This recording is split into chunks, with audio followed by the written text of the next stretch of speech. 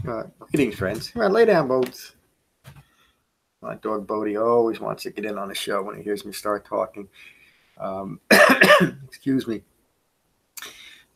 Today's talk, again, for the last 3 or 4 weeks, I've been giving the Wednesday talks. Have been on the Theragatha and the Theragatha. It sounds like the same word. Theragatha, Theragatha, are the preserved poems of elder awakened monks during of the Buddha's original Sangha, and the Theragatha, Therigatha, are the 73 or 74, I think 73 preserved poems of awakened nuns from the original Sangha. And that'll be a more or less ongoing series on Wednesdays. May not always be from that section of the Pali Canon known as the Kudaka Nikaya, but today's is.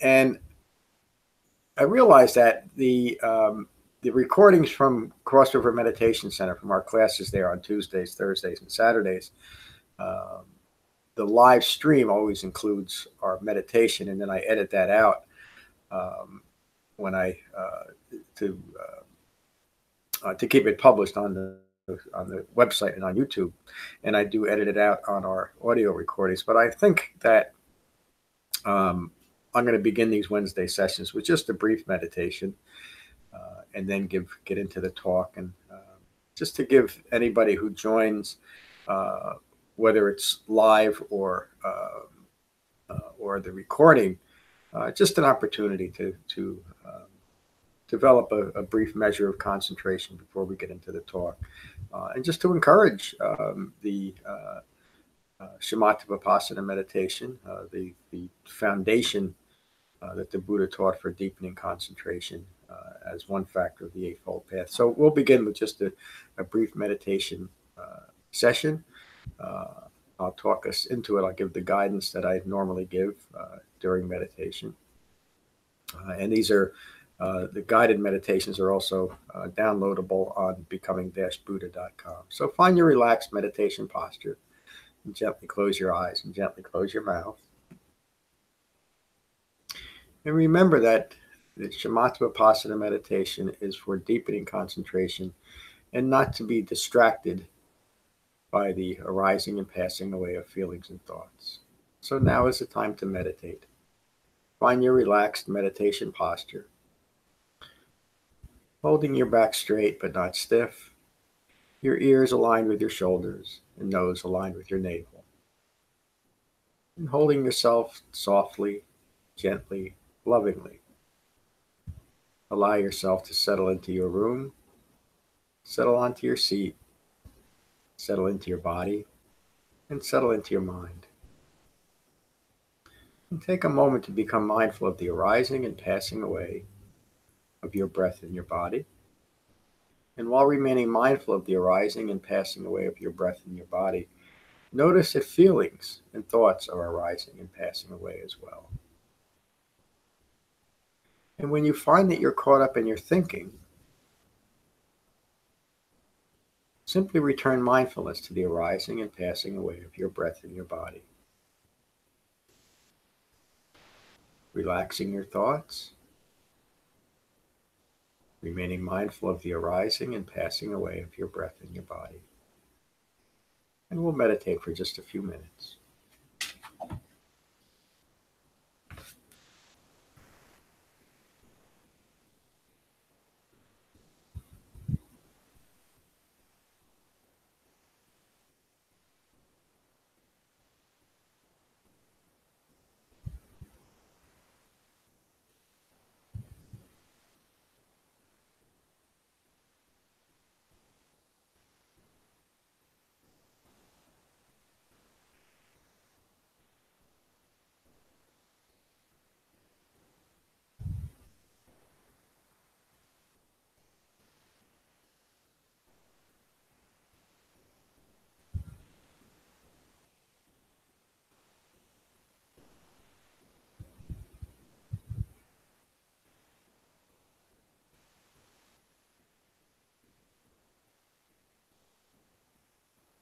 Noticing the arising and passing away of feelings and thoughts, while remaining mindful of the arising and passing away of your breath in your body.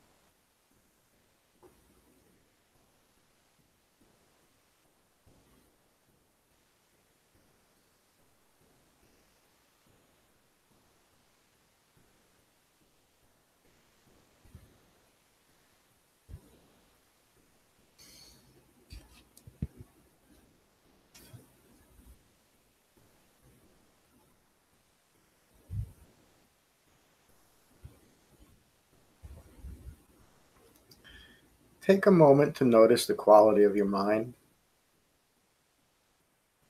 Be at peace with your mind. And when you're ready, you can gently open your eyes.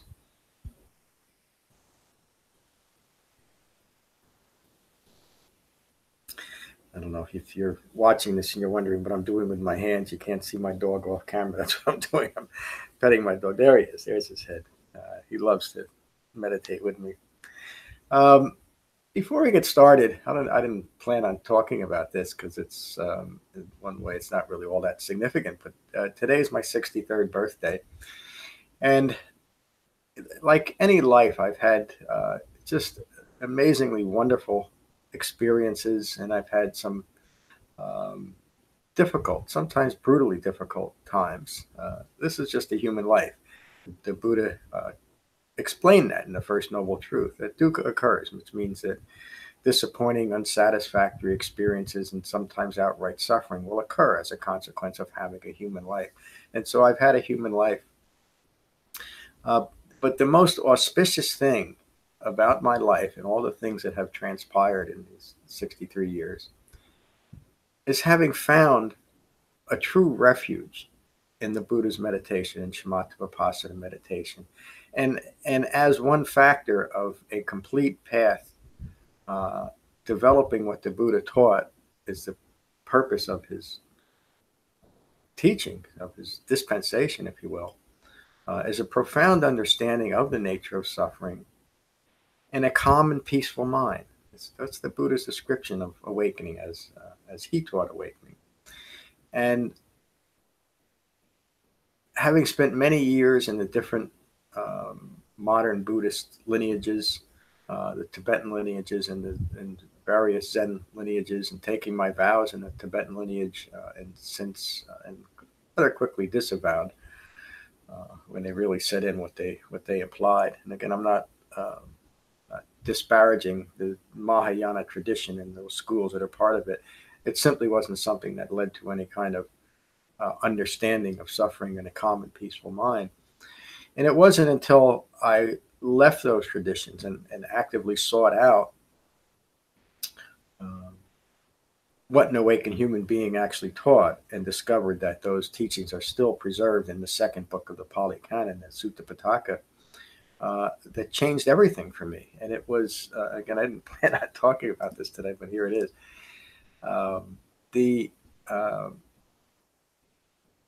the directness and the incredible consistency.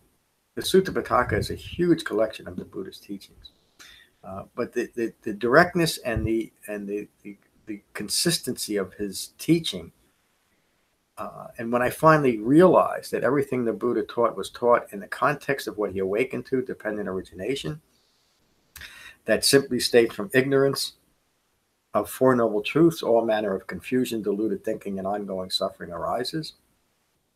And then understanding that the foundational teaching, the very first teaching that the Buddha gave in the Dhammacakkappavattana Sutta, which established the Four Noble Truths as the context of everything he would teach after that, changed everything in my life. And it was truly an auspicious, well, I can't say it was a moment because it took a while to develop it, but it was an auspicious event that these teachings are still present 2,600 years after his passing and still entirely relevant to my life and to and what I see as the dukkha that's still occurring in the world, the confusion, deluded thinking, the three defilements that are still present within the world of greed, aversion, and ongoing deluded thinking. They're still just as relevant to that.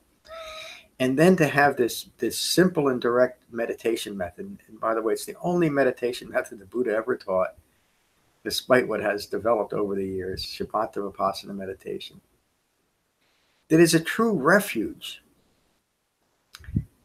from the world, but a true refuge from a once confused and deluded mind.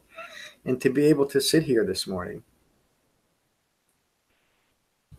and meditate is one of the most auspicious things that will occur in my day, and it occurs every day. And it has become a true refuge from the world while allowing me to be fully engaged with the world. So there's an impromptu talk. Today's talk is on a very brief poem that was written by Subhuti. And in these few lines, Subhuti is able to describe the awakening process, and it's such an interesting metaphor that's used here too, about a